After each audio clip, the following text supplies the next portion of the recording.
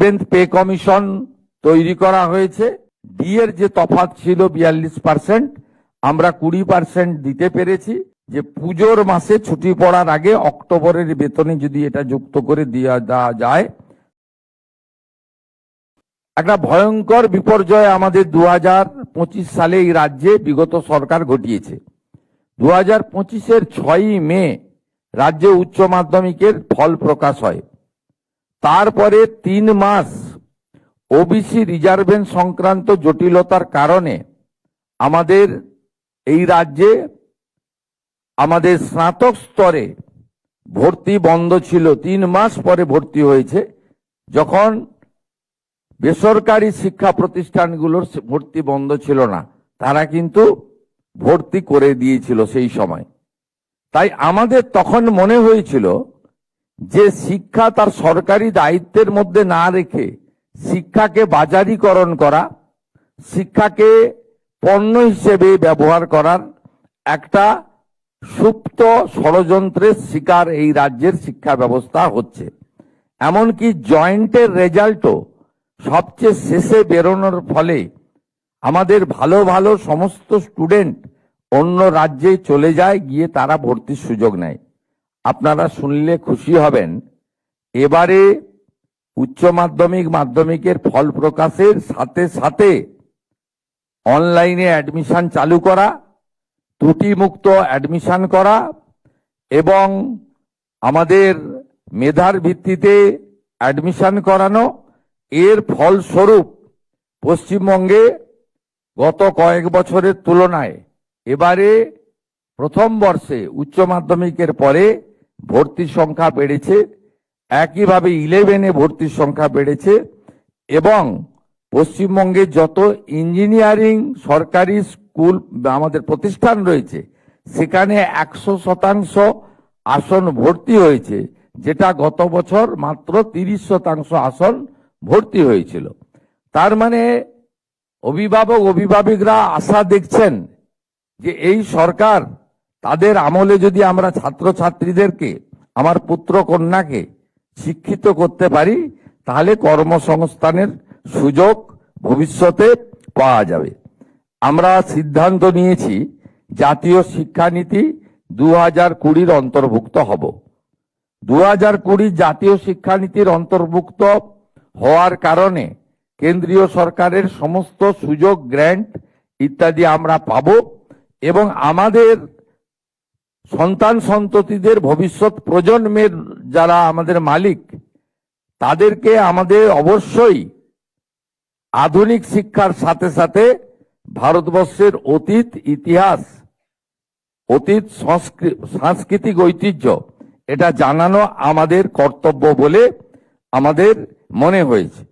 আমরা বিদ্যালয় পরিচালন কমিটিতে জাতীয় শিক্ষানীতি মেনে ভারতীয় জনতা পার্টি বা এনডিএ পরিচালিত 21টি রাজ্য অনুকরণ করে অভিভাবকদের মধ্য থেকেই স্কুল পরিচালন কমিটির দায়িত্ব আগামী দিনে নষ্ট করার পরিকল্পনা নিয়েছি। আমরা 1200-র বেশি সরকারি বেসরকারি সাহায্যপ্রাপ্ত স্কুল, সরকারি স্কুল, সেখানে ডিজিটাল শিক্ষা সহায়িকা এবং পারস্পরিক অংশগ্রহণমূলক শিক্ষা প্রযুক্তির সরবরাহ করছি। এক্ষেত্রে নিশ্চিতভাবে পিছিয়ে পড়া জেলাগুলি, অর্থনৈতিকভাবে দূরবর্তী জেলাগুলি, গ্রামীণ জেলাগুলি, গ্রামীণ বিদ্যালয়গুলি অগ্রাধিকার পাবে। এর বাইরেও উচ্চ মাধ্যমিক শিক্ষায় artificial intelligence, AI, machine learning, data science অন্তর্ভুক্ত করছি।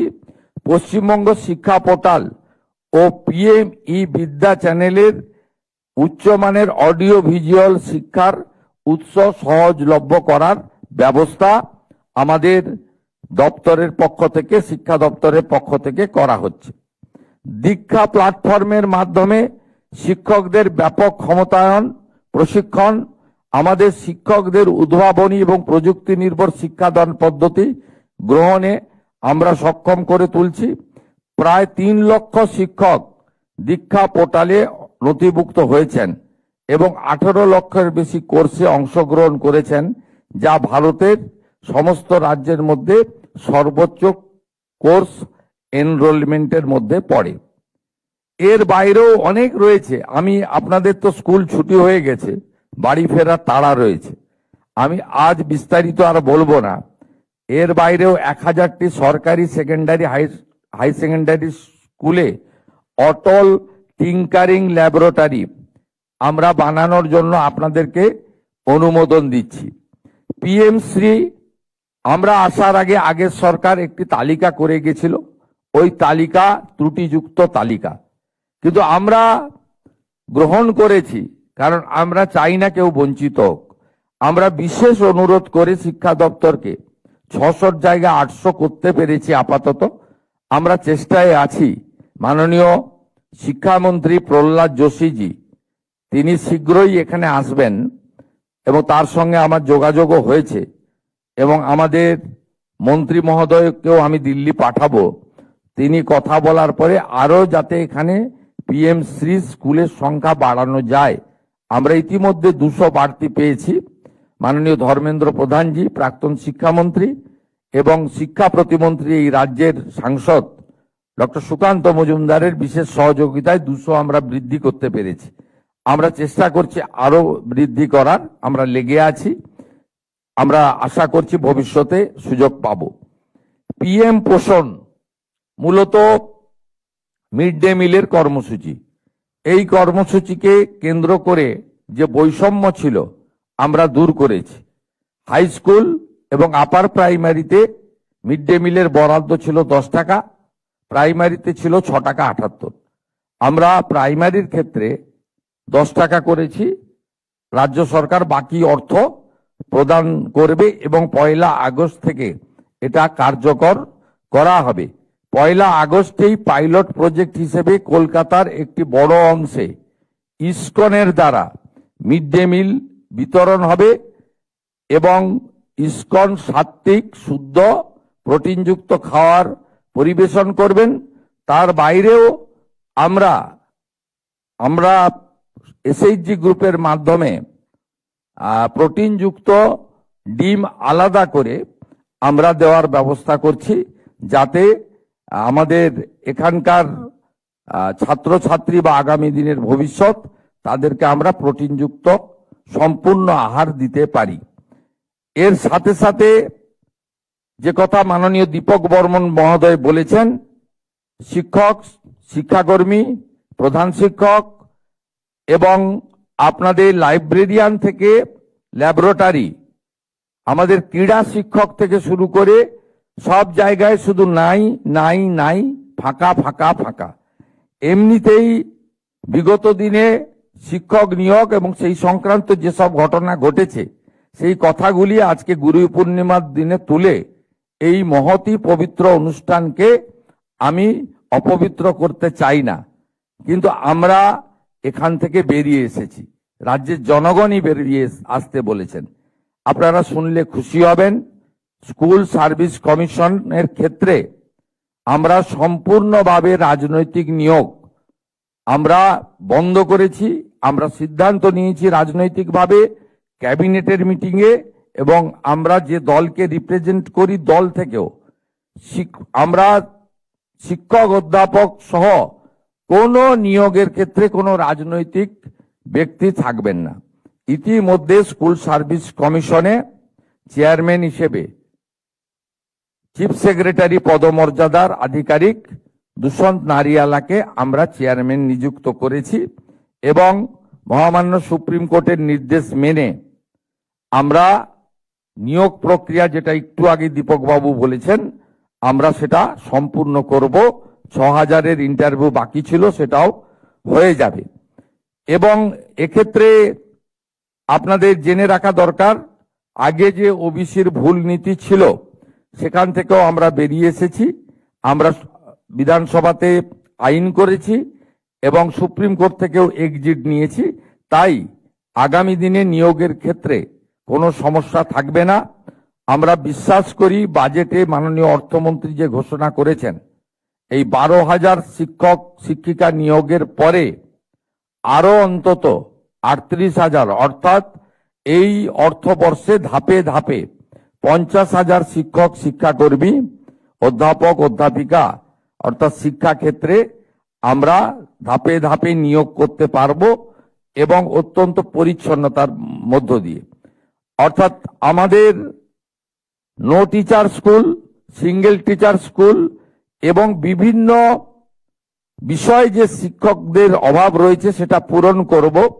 এর সঙ্গে আমরা কৃতজ্ঞ 42,192 জন প্যারা টিচারের প্রতি, যারা অত্যন্ত অল্প বেতনে শিক্ষকদের সমান অংশীদারিত্ব দিয়ে আমাদের কোমলমতি ছাত্রছাত্রীদের পড়াচ্ছেন। এই বাজেটে তাদের মাসিক সাম্মানিক 5,000 টাকা বৃদ্ধি করা হয়েছে, যেটা আগামী আগস্ট মাস থেকে কার্যকর হবে।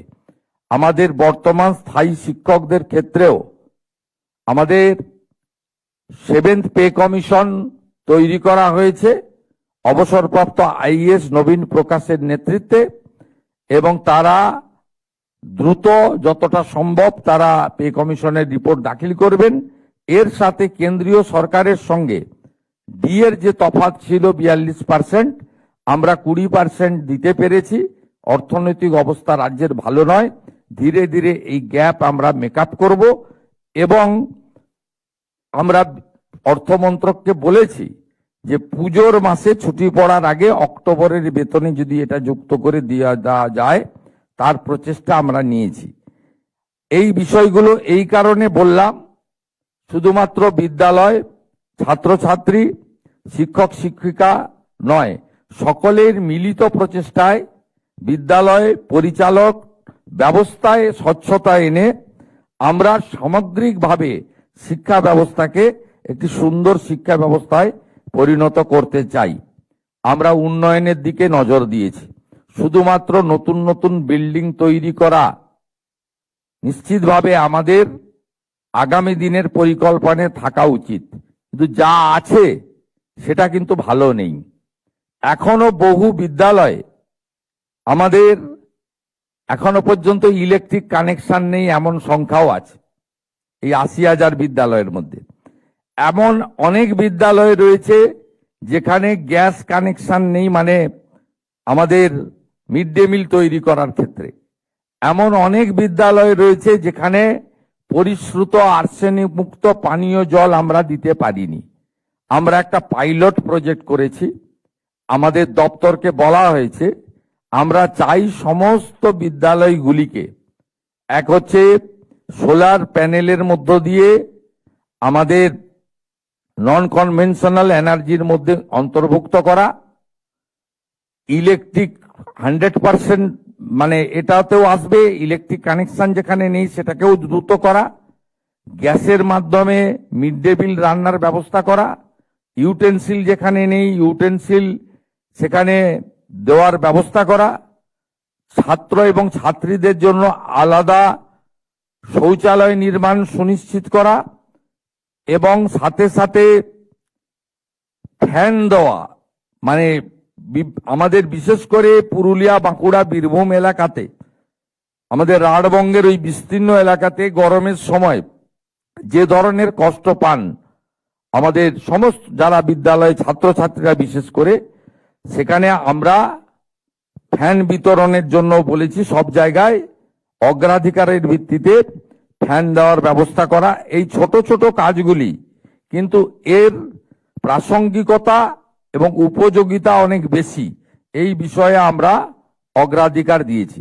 শুধু তাই নয়, মিড ডে মিল যারা রান্না করেন আমাদের দিদি মাসিরা এসএইচজি গ্রুপের, তাদের কথাও বর্তমান সরকার ভেবেছে।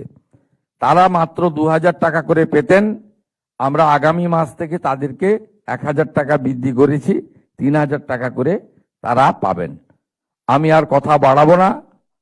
বিদ্যালয়ে, সরকারি বিদ্যালয়ে শিক্ষা ব্যবস্থাকে অত্যন্ত উচ্চমানের নিয়ে যাওয়ার জন্য এবং প্রাইভেট বিদ্যালয়গুলির সঙ্গে প্রতিযোগিতায় আমাদের বাড়ির ছেলে, কৃষকের বাড়ির ছেলেরা মেয়েরা, গ্রামে থাকা সাধারণ বাড়ির ছেলে মেয়েরা, নিম্ন মধ্যবিত্ত দরিদ্র, আর্থিকভাবে দরিদ্র বাড়ির ছেলে মেয়েরা যাতে সমান যোগ্যতায় পায় সেই ব্যবস্থা আমরা নিয়েছি। হারিয়ে যাওয়া বিবেকানন্দ মেরিট স্কলারশিপ যোজনাকেও আমরা ফিরিয়ে এনেছি যাতে যে সমস্ত আমাদের উচ্চ মেধার ছাত্রছাত্রী আছে, অর্থের অভাবে তাদের উচ্চশিক্ষা বন্ধ না হয় তার ব্যবস্থাও করেছি। আমরা পরিকল্পনা নিচ্ছি শিডিউল কাস্ট এবং শিডিউল ট্রাইবের ক্ষেত্রে হোস্টেল সহ তাদেরকে আলাদাভাবে যাতে সুযোগ এবং তাদেরকে সাপোর্ট দেওয়া যায় তার পরিকল্পনাও আমাদের মধ্যে করার উদ্যোগ গ্রহণ করা হয়েছে। কেন্দ্রীয় সরকারের এসটি ডিপার্টমেন্টের সাহায্য নিয়ে একাধিক একলব্য রেসিডেন্সিয়াল বিদ্যালয় তৈরি করা, এর সঙ্গে খেলার মাঠ থেকে শুরু করে অন্যান্য বিষয়গুলো অগ্রাধিকার দেওয়া। প্রত্যেকটা জেলাতে কেন্দ্রীয় বিদ্যালয়ের জন্য জমি ইতিমধ্যে আমি আসার পরে 5টি জেলাতে পেন্ডিং ছিল, আমরা কেন্দ্রীয় বিদ্যালয়ের জমি দিয়েছি।